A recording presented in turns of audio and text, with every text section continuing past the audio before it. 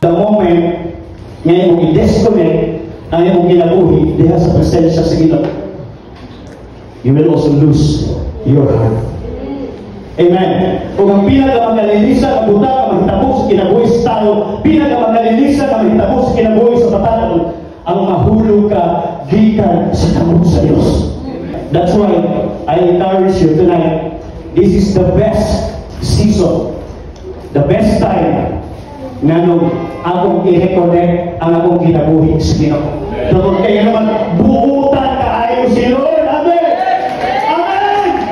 Buutan kaayo si Lord. Hallelujah! This is the best season na akong i-connect, akong i-reconnect ang akong kinabuhi sa Ginoo. Kaya naman, ang gugma sa Ginoo, yung padaling, He is extravagant in love. Alam mo sa word na extravagant? Amen!